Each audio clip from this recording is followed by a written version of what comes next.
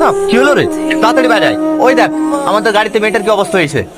Sorry, কিছু মনে করেন না, আসলে আমরা বুঝতে পারিনি, আমাদেরকে ক্ষমা করে দিন। এই নিন, রুমালটা দিয়ে মুখটা মুছে নিন। এই মেয়েটা কোনো রেসপন্স করছে না কেন? আমিও তো সেটাই ভাবছি। কি হলো, আপনি কথা বলছেন না যে? ও কারোর সাথেই কথা বলে না। কেন? বাবু, এই মেয়েটার নাম হচ্ছে সালমা। ও আগে এরকম ছিল না, পড়াশোনায় খুব ভালো ছিল, আর ওর পরিবারে ছিল খুব সুখী পরিবার। আজ থেকে 2 বছর আগে ও আর ওর বাপ মা এই রাস্তা দিয়ে হেঁটে যাচ্ছিল।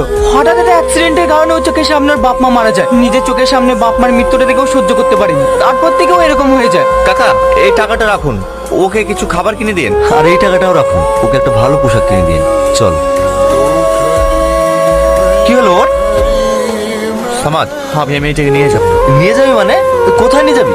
একে আমি হসপিটালে নিয়ে যাবো, এর আমি চিকিৎসা করাবো, যত টাকায় লাগুক একে আমি সুস্থ করে তুলবো। কিন্তু একে নিয়ে গেলে কোনো প্রবলেম হবে না তো? আরে না, কিচ্ছু হবে না। একটা অসহায় মেয়েকে সুস্থ করে তুলবো, আবার প্রবলেম কিসের রে? চ। স্যার, পেশেন্টকে কেমন দেখলেন?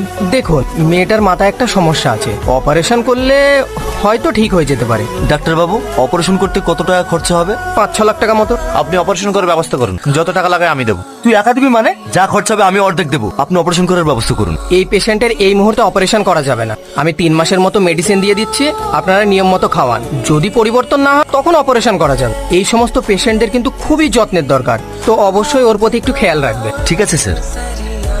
হ্যাঁ করো, হ্যাঁ করো। আর কি করছে রে? আমি তো একটু আগে ওষুধ খাই দিয়েছি, আবার তুই খাওয়াচ্ছি কেন? তোকে ওষুধ খাওয়াতে হবে না, আমি ওকে টাইম টু টাইম ওষুধ খাইয়ে দেবো, তুই শুধু ওকে খাবারটা খাই দিস, ব্যাস। ঠিক আছে, তাই হবে। মাসি, হ্যাঁ বলো। কালকে আপনি যে ওকে লেটে গোসল করে দিয়েছেন তার জন্য ওর ঠান্ডা লেগেছে, তাই বলছি লেট করবেন না, আজকে দুপুরে গোসলটা করে দেন। ঠিক আছে। আর হ্যাঁ, ওর যদি কোনো সমস্যা বা অসুবিধা হয় আমাদেরকে অবশ্যই জানাবেন। বাবু, আজ 4 দিন হয়ে গেল বাড়ি যায়নি, তাই ভাবছি আজ একটু বাড়ি যাব। আমরা সবই বুঝতে পারছি মাসি, কিন্তু আপনাকেও তো আমাদের দিকটা একটু দেখার দরকার। আমরা দুজন ছেলে হই, একটা মেয়ের কিভাবে দেখাশোনা করবো? আপনি আর কটা দিন থেকে যান, আর একটু সুস্থ হোক, তারপর আপনি বাড়ি চলে যাবেন।